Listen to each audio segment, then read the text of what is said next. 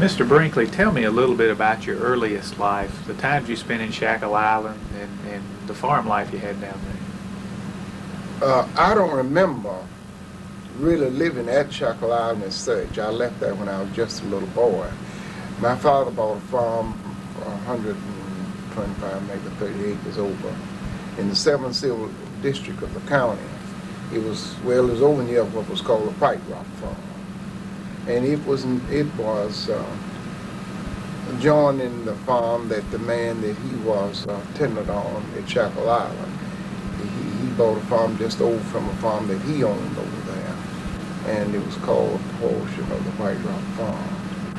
And there, of course, when I got up big enough to work in the fields, of course, I would chop in the fields and drop tobacco and do things like that, but I wasn't large enough to cut it. I left before I was big enough to cut tobacco.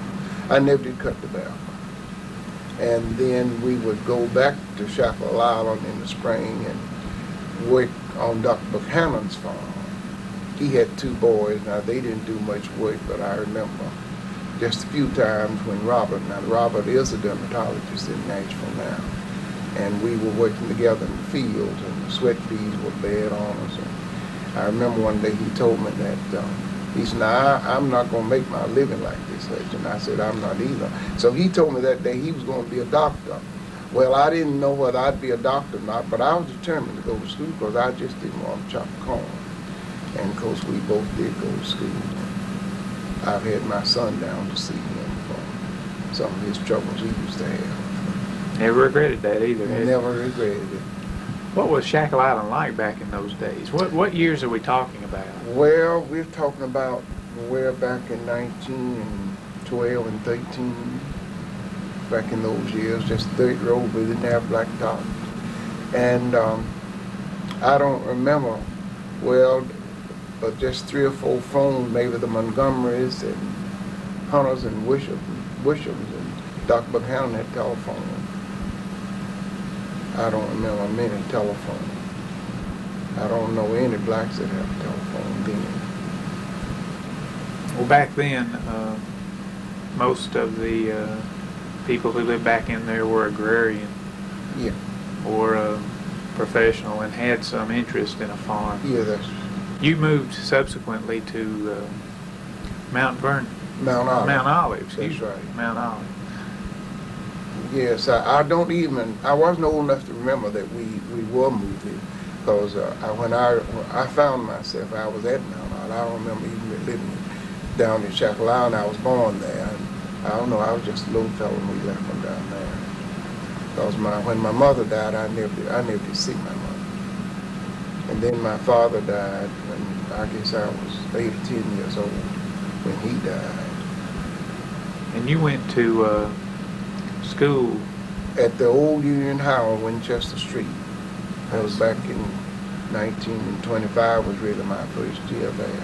26 was my first year there. Who were your teachers? Who were some of the students you went with? I have about it's about 3 of my classmates living now. Catherine Herod, she was Catherine Malone before she was married. Her father was an undertaker, incidentally, and a good one. And then I had a distant cousin was in my class, Osenia Staten. She's Osenia Bennett now. And of course, Samuel Herod, he was a classmate of ours. He was a PE teacher at the Union High. I mean, after we were going to teach him. But he passed about 60, maybe 1968. And it's just only 4 of us live in Arizona Hudson. She was in class with me. Ms. Darrell Vatrice was the math teacher in high school. Dr. Rucker taught science. He was a medical doctor, and he was also pastor of the First Baptist Church too. And Ms. Nora Bates was the English teacher, and he wasn't a doctor quite then, but Herbert White, he was our English teacher in high school.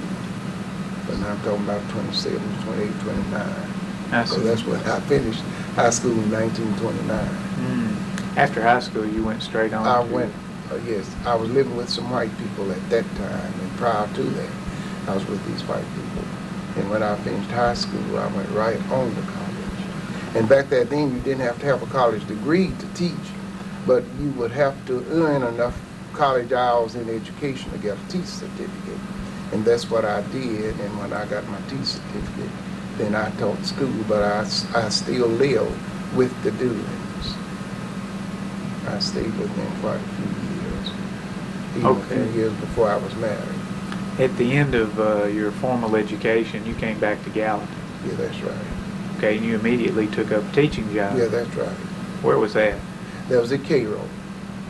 You taught out at Cairo. I taught at Cairo 1 year. Then I was sent. I had 1 or 2 other assignments, and I was gone about 15 years. Then I went back and stayed 15 years. That was the last elementary school I taught. Mm-hmm. And of course, there I had 1 through the 8th grade with maybe 38 was about the highest enrollment I had, but we had all the grades 1 through 8. And about what year was that? That was in, well, really 1929. 1920. Way back. In total, how many years did you have with the school? Well, I actually had 43 as a regular teacher in the regular classroom.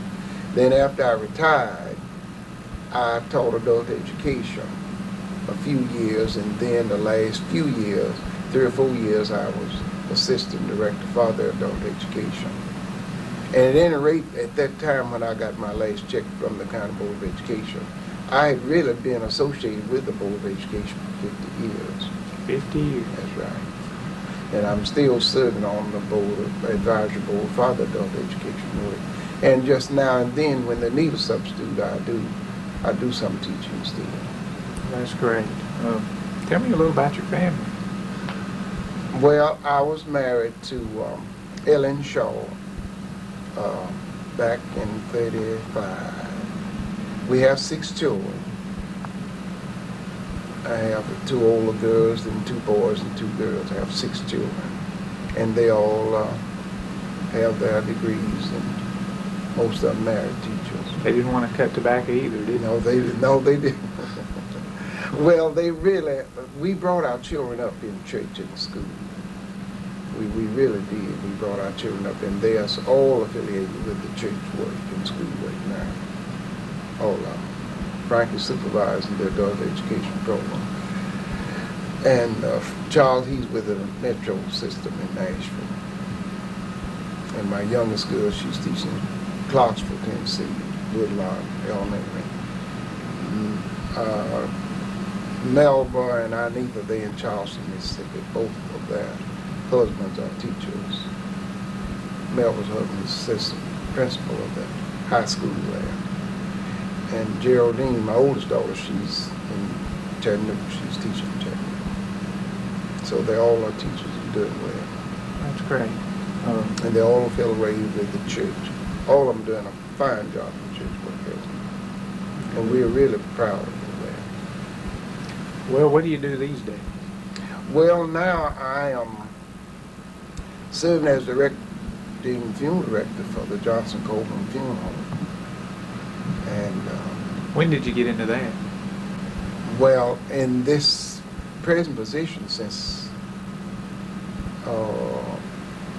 84, but now I got my license as funeral director and worked in other funeral homes since '54, and I've really been associated with this particular name funeral home maybe 20 years. And we've been in this particular business for the last 14 years. And of course, I'm still here.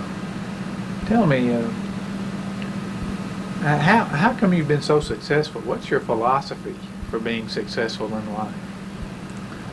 Well, I have tried to do, first of all, what I was told to do, and I try to be loyal in my doing, do to all positions, every position I've ever had. I just try to be faithful to it.